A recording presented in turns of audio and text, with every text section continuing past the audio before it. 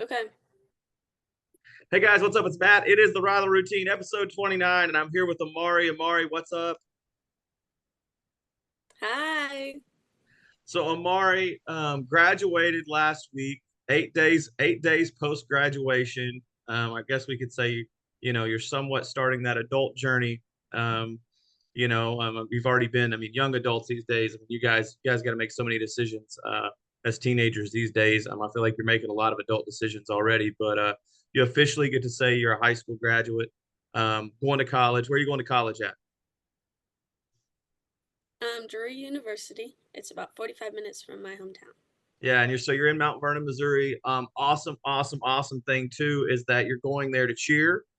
Is Yes, that's sir. correct? Yep. How I will long how long you be been doing cheer? oh uh about 5, 6 years. Oh wow. So you go 5 years of doing something to doing something really well, to getting to go to school to do it.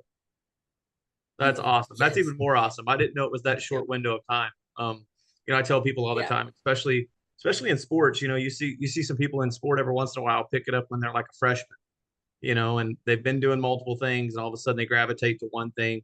And you see some really Yeah. awesome stuff for those. That makes you even more awesome to know that you've just been doing it for a short amount of time, and that people think that highly of you to where you can go to college for it. What what's your favorite part of cheer? Oh. Um, I would just say so. I mean, I'm a flyer, so I get thrown up in the air and everything. That's probably my favorite part. I just So did like being in the air. so so you like being in the air? So like, was it? So you came to camp in March of 23, right? That was your Mm-hmm. camper year. We didn't get to do high ropes. Right. So you came back as a Which, CIT back in October. So I know you sent me some pictures this morning, like of you on high ropes. So you being a flyer, yeah. how did high ropes feel? So I loved it. Um, I would say she let me go up with the camera, and so I was up there taking pictures of all the kids and um, watching them light up and have fun doing that. Something that I didn't get to do my camper year Yeah, was so fun for me, and I loved it. that's awesome. That's awesome. So how go back to your camper year. So how did you find out about camp? I had you're the second young adult from Mount Vernon that I've had in the past couple of weeks on here. Tell Yeah. me tell me how you found out about camp. So my interact didn't really publicize RYLA or much of anything. And so Marcia actually reached out to my mom and was like, hey, Amari would be really good for this camp. Um, and I'd been to like church camps and things like that, but I'd never been like outside of Mount Vernon group type of Sure. people. And so I was just like, okay, like I have nothing going on that weekend, so I might as well try it. Um, and so it was just very, I don't know. There wasn't much discussion about it. It was just like something I was going to do. And I didn't know what I was doing, didn't know what I got myself into. Um, but I hopped in a car with a few Rotarians and we were on our way. And the rest was history, honestly. So how many campers from Mount Vernon went your camper year? Two, me and Jenna. You and Jenna. And you and Jenna both came Mm-hmm. back as CITs. Both have made Yep, application to be chiefs. So that's awesome. yep, So the investment, I believe that's how things happen. That's how things should happen. yeah, And now we got to focus on how we get more awesomeness from Mount Vernon. They're batting right. it. They're batting 1,000 when it comes to awesome people coming out of Mount Vernon here in the past couple of years. So you get to camp. So like you're a cheerleader. I think you're obviously probably not fearful of being out in front of people, or maybe you are. I'm just making some assumptions. So you get to camp. Jenna talked a little bit about her she the tunnel and things like that weren't necessarily her favorite. Like wasn't like it Yeah. was like, oh my god, now I've got ripped away from my safe space, which was somebody from my own school. Tell me about your experience of getting to camp. Um, so getting to camp, I was asleep when we got there. So I like got woken up, so I was kind of disheveled. And so we walk up and there's this giant tunnel, and I would say I'm an outgoing person, but I'm not that type of outgoing person. So just walking into a tunnel of people like screaming is not something I want to wake up to. I do now after post RYLA. I would wake up to those people any day, but Yeah. just walking in and then finding out that Jenna and I had to be separated, I was like, oh my gosh, like this is all new and I have to do it alone. So it was very nerve wracking and I was kind of scared, but When you look at your camper year, what tribe were you in? I was in the Red Tribe, so we were Flames. Okay. You were in the red tribe that if I'm wrong, you just tell me, Matt, you're wrong. You were in the red tribe that took a stupid amount of time on paracord, Yes, like the that last is tribe correct. in Like paracord. hours. Uh-huh. Yeah. Mm-hmm. Yeah. So like let's just jump to that. And then I think we can work backwards because I remember you as a camper and I remember you as a camper during paracord. And so I remember that tribe very well because it was I mean I've had some individuals that I feel like paracord I have seen like just absolutely hit the struggle bus like over time where I'm like okay that kid paracord is going to be their thing. But I think as a tribe, even knowing how long it took you guys, like watching I'm going to just use this watching the suck happen because it just did not look fun. But No, yet nobody was. I mean, like I wasn't fearful that I was going to like create trauma for somebody. I'd never have that concern. right. Because it's a challenge by choice, but at the same time, it's a good point of friction. And so Yeah, watching you guys during that moment of friction, um, is probably as a tribe probably the one thing that I take away from paracord as a whole, is watching you yeah. guys get that experience. Tell me what it was like to be in the moment during paracord when it was in all reality the longest group ever to get paracord undone. Tell me about that. Yeah. So my tribe was mostly fires. So you think fire, you think we all would kind of get flustered about it. But we all like really composed ourselves. We weren't worried about the time that it took. We just wanted to finish what we were doing. Um, and the fact that my tribe at the time did not give up in those 2 hours that it took us to untie this thing, it just showed how strong of a bond that we made in 4 days. And that still to this day is not broken. Yeah, I so tell me still about that connect with bond. them. So you're from Mount Vernon. I know Mount Vernon is not a large town. Um, when you Right. look at Mount Vernon and you look at like you, I'm going to make some assumptions. You've been in Mount Vernon for a while. Like you've got these guys and girls that you've been in high school with for years. You've got people you went to elementary school Mm-hmm. with potentially. You've got relationships that you've just had. What do you think makes that comment you just made that bond after 4 days? Why over 4 days does RYLA create such a synergistic opportunity for people that have never met? Because you personally talk about get you and Jenna, all of a sudden we split you, and along the way over 4 days you find four people that you're actually probably Yeah. closer with than the people you have back home over 4 days. How Tell me about that. Like how does that happen? I'm not a camper at RYLA. Like I've never been through RYLA as a camper. I've only ran camp. So like I can tell you what it looks like. I can tell you the power of relationships and belonging and living in tribes together, like physically rooming together and things like that from camping. But like how do you think people make that comment? Because you're not the only person that makes that comment. How do people say like I got to know people in 4 days at a really high level, people that I trust, people that I'll do, that I take phone calls for. Whereas there's people in my hometown where I'm like, I don't know. I mean, yeah, we're friends and all, but like I just don't know about that. I think it's very much of so I've lived in Mount Vernon my whole entire life. So I've known people and um I going to RYLA you learn so many different views on life. And I think that's the biggest thing. And during tribe time, you learn some pretty hefty things about people that I don't.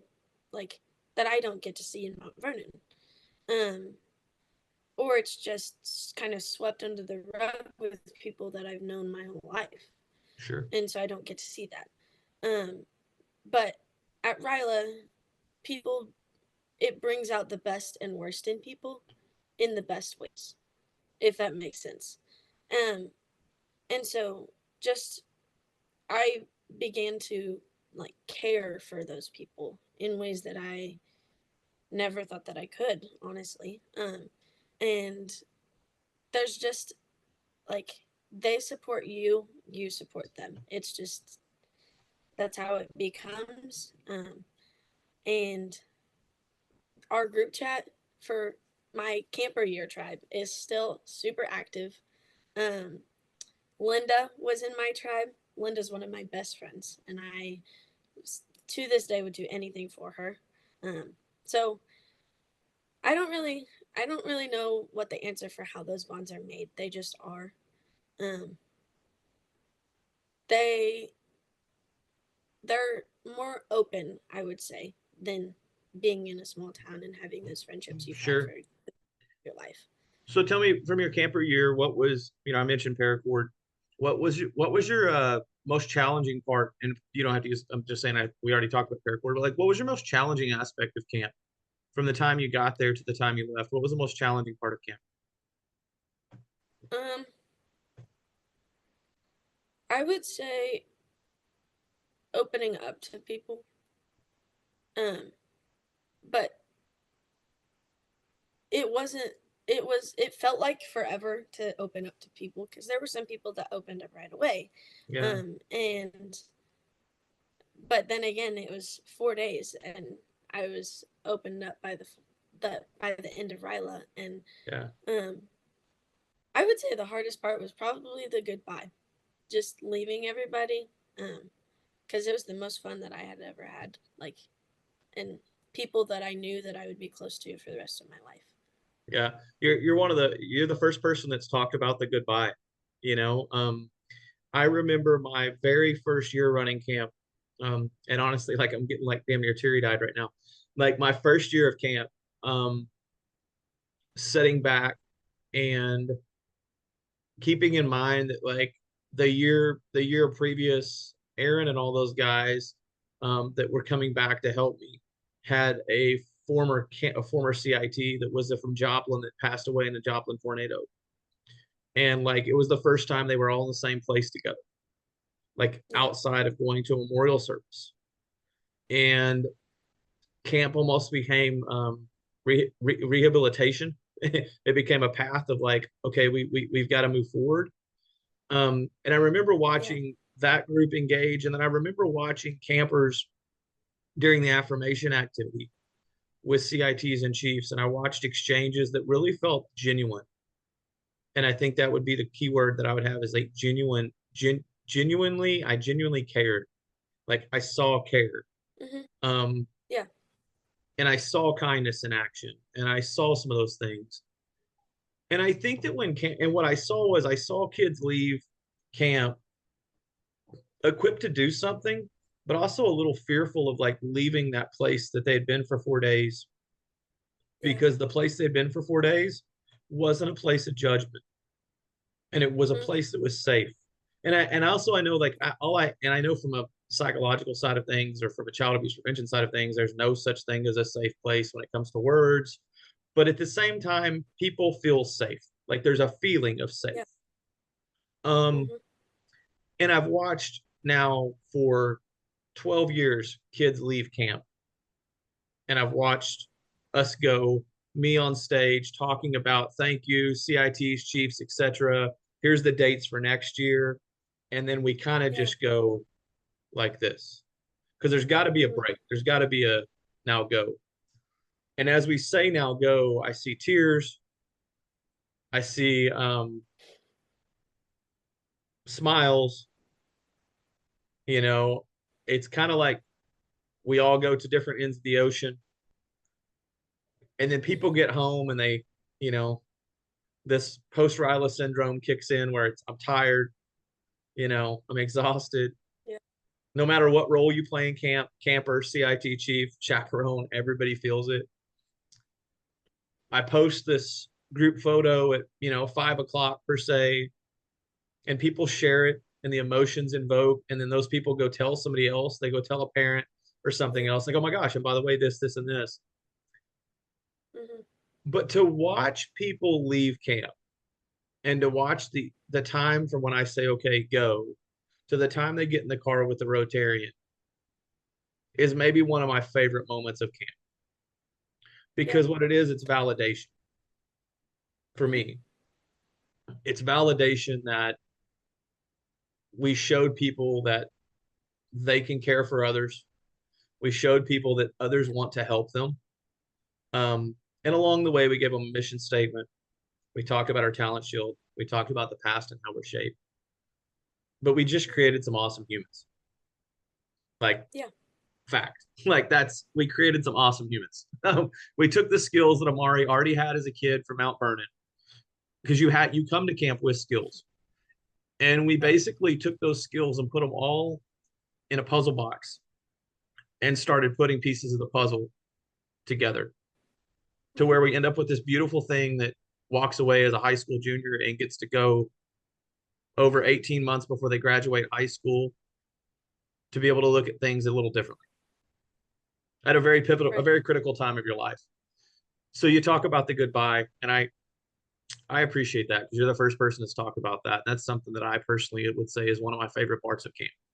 Yeah. Because that's where Yeah. I walk away as Matt and I go, I did my job. Mm-hmm. If the goodbye doesn't feel I good, I didn't do my job. yeah. Right. I think I my camper year, all I did was cry, just because I didn't want to leave those people. My Yeah. CIT year, I cried because I knew that I had made a difference in the kids that I had in my tribe, and that I hopefully did for them what my camper or what my chief did for me. Um, and watching all of them say goodbye and hug each other and just like exchange phone numbers and social media and all those things, just knowing that I was able to hopefully create a bond that I have with my fellow campers is something that just makes my heart happy. And that's why I want to come back too, is Yeah. because I don't know, I love making other people feel that way. Yeah. So Yeah. I know.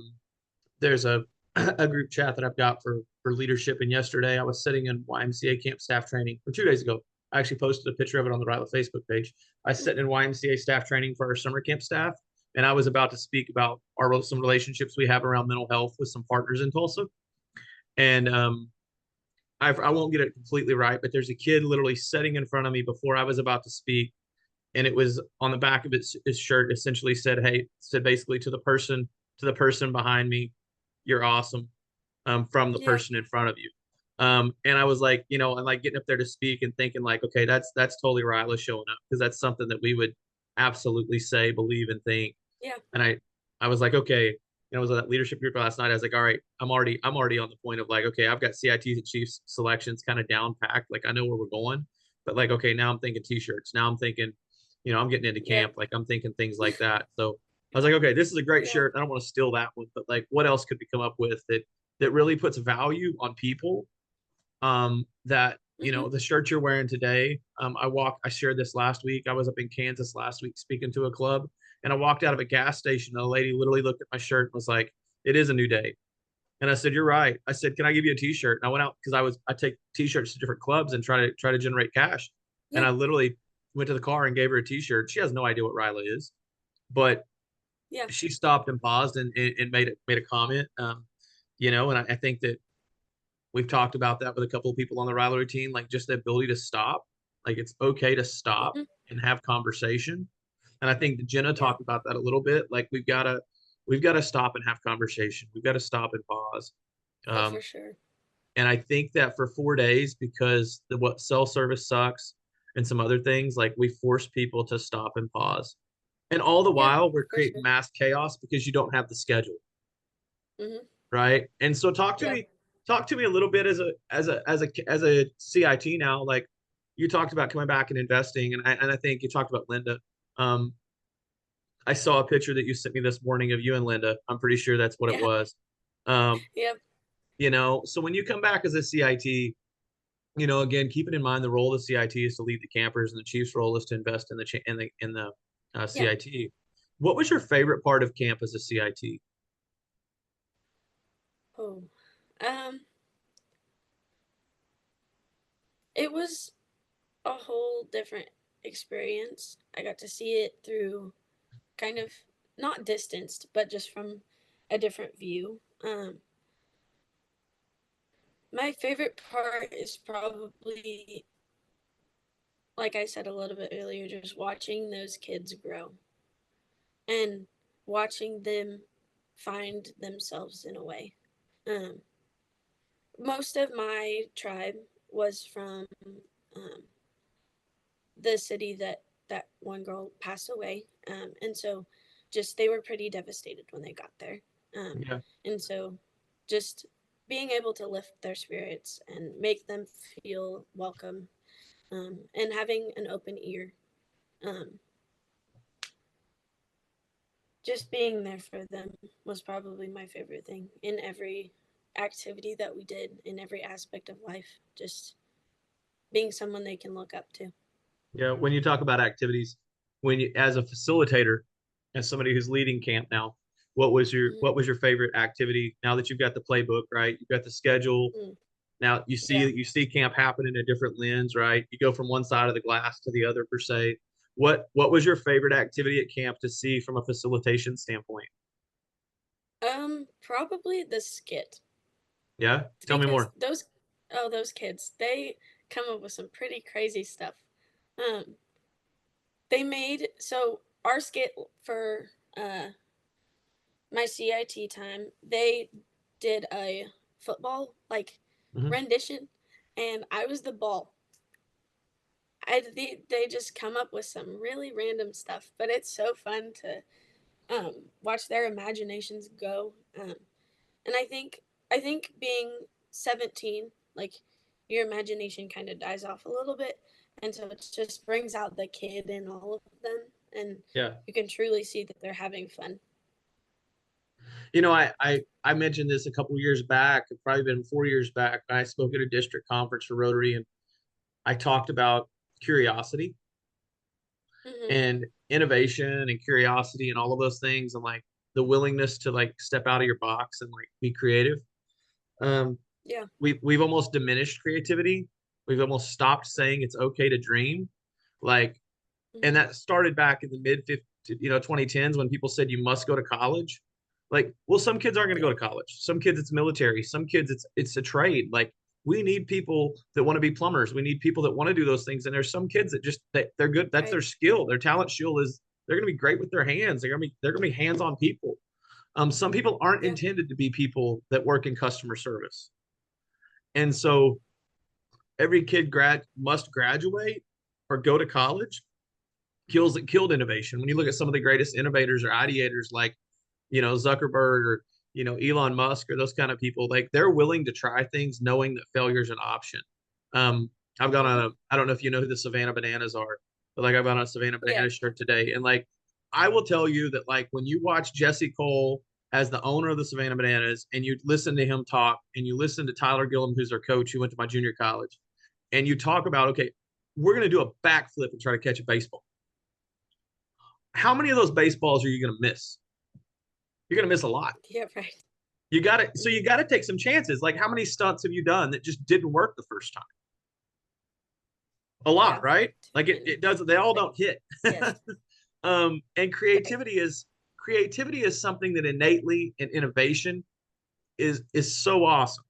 And so I spent a lot of time talking about Curious George, right? Like there's the man in the yellow hat Hmm. and there's George, the monkey. Like Yeah. most kids grow up with Curious George as I mean, it's been for 40, 50 years, Curious George has been a thing. And the monkey Right. always gets in trouble. He's always Hmm. gets in trouble. Well, what really happens, it's called Curious George for a reason. He's always trying something. He's always seeing an experience that he's never seen before. And so through innovation, he ends up trying it. It doesn't work. The man in the yellow hat comes in and helps him. They see it a different Mm-hmm. way.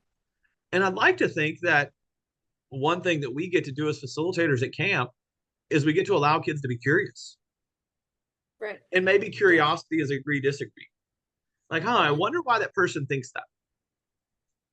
Or it's during tribe time when you go, man, I didn't even know that was such a thing for a 17-year-old. Yeah. Like maybe it's in real life. It's not in building something. It's not in a Right. job. It's not in a career. It's in like, wow, I wonder what it's like to be that kid. Or I Yeah. wonder what it's like. I wonder what it would be like if I went this path. You know, if I go to jury, there's a path. When I get to jury, I Right. wonder what if I did this versus going, well, I'm told Mm-hmm. to do this. And it's this Right. box, right? So Yeah. it's all these puzzle pieces, and you curiosity and innovation should be a part of that puzzle piece. You should constantly be asking For why. sure. Mm-hmm. WHY.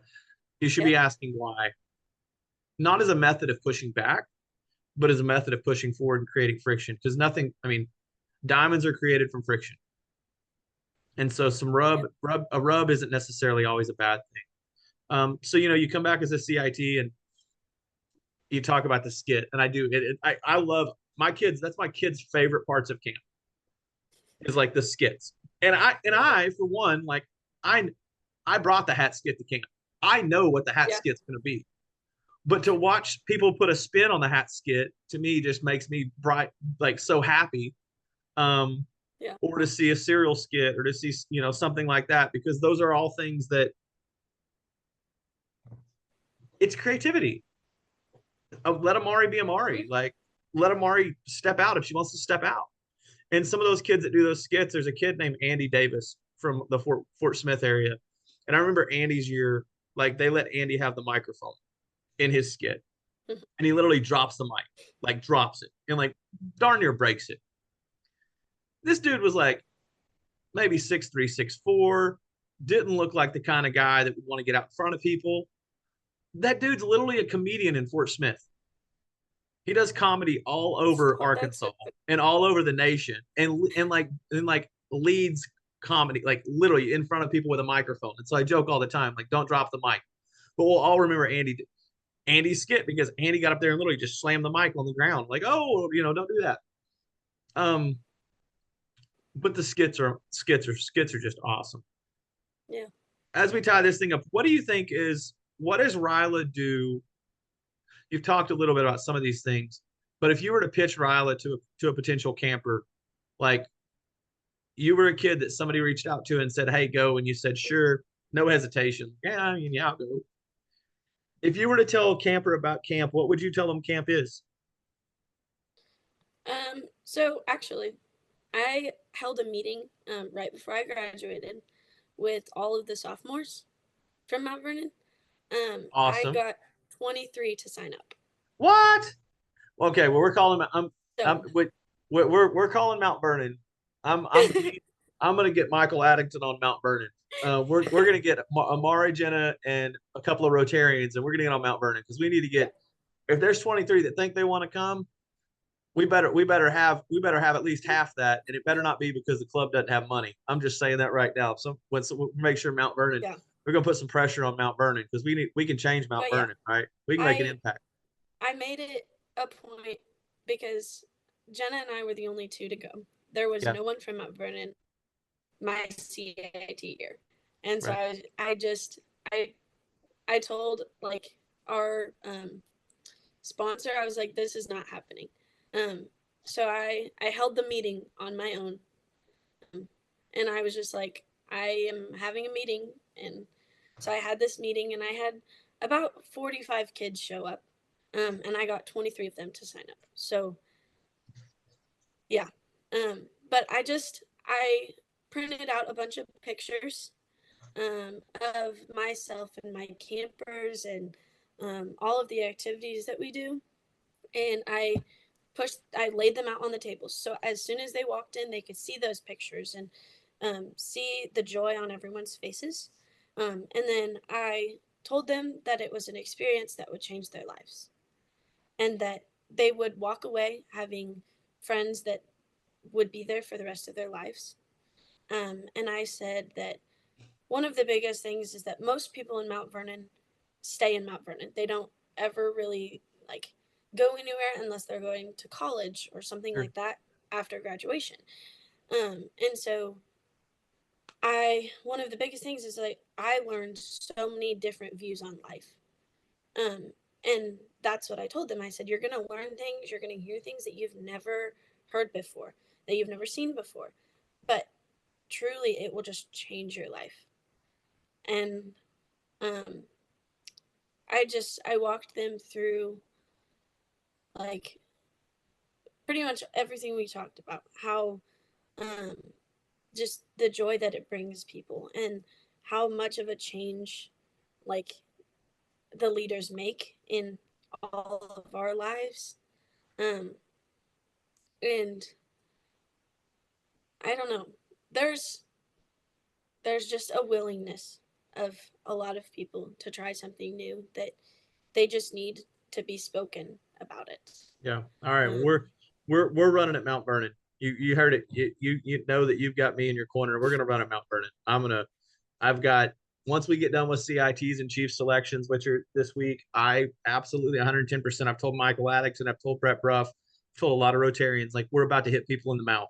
We're gonna go tackle yeah, this thing. We're gonna put some pressure on some Rotarians, frankly, that if they don't know how to get kids and yeah, that's their block, we'll go get kids for you. mm-hmm, We will go to your yep. school. We will send That's people to. that's literally how I feel. I'm like, there's something wrong, and I wanted to fix it. So I You want to, yeah, you want to make it made right. And made a and meeting. I think, and you know what, Amari, like if you had, again, like Michael Addington's probably is a good example because he's got so many kids, but he's got so many kids from so many different communities. Like he doesn't Right, have 30 kids from Miami. He's got right, 8 kids here, 2 kids here, 1 kid here. mm-hmm, I've genuinely have seen 2 kids go back to a community and completely transform their school, completely transform yeah, their community because now those same people, they do live in that community. They work at the tag office, they work at the mm-hmm, bank. Like they are improving the experience of being a community member. You don't have, again, you don't have to go to college to yeah, make a difference. right, And so there's life skills that we're embedding in people. And I've seen one person go back to a community and make change. And that's exactly what we can do. mm-hmm, There's nothing that says you have to have a group of Rotarians or a group of Lions or Civitans or whatever to make a difference. What you have to have right, is you have to have people that are willing. And it starts with mm-hmm, one. I believe that. I firmly believe that. So yeah, we're gonna go hit Mount Vernon in the mouth. I'm just gonna tell you that right now. Like me and some other Rotarians, knowing that you've said I've got 23 prospects, we're gonna go hit Mount Vernon in the mouth. Michael Addington's watching this. mm-hmm, He watches them every single Sunday morning. I know he's watching it. Like me and him, we're gonna figure that thing out. We're gonna figure that out. Get you out in front as much as possible, and we're gonna make this thing happen. Um, so as we wrap up, I just want to tell you thank you. I want to tell you congratulations on graduation. Congratulations on going to thank you, jury. That's no small feat. Having the opportunity to be a college athlete takes yeah, time. It takes commitment. It takes a lot of the skills and resources that you've had previous to RYLA. It's going to take some things in RYLA when you're up against mm-hmm, difference or you're up against some friction or think about that paracord activity. And when you think about 20 yep, girls from that are all as awesome as Amari, that all want to do the same. They want to do something different. And we're back in that paracord activity. You're going to go, you know what? Okay, this feels a little more comfortable being uncomfortable. Um, yeah, but I just want you to know you're awesome. I hope you just have an awesome, awesome week. Um, thank you, and just with some RYLA business. So again, CIT and chief selections do happen this week. yeah, Information will go out. Excited about that. Had a really, really great turnout. Amazing essays. And really excited to see a group of people like you, Amari, that want to come back and support the future, the support the future of our cities and the future of Rotary, the future mm-hmm, of our colleges, our futures of everything, because we're just embedding yeah, people and their thumbprints back into our community. That's what our role is. And to get to see at the end of the day, people like Amari that look at us on day 4 and go, you know what, this was awesome. I want to go do it again. That's when mm-hmm, we know we've done it right. And you've done it right.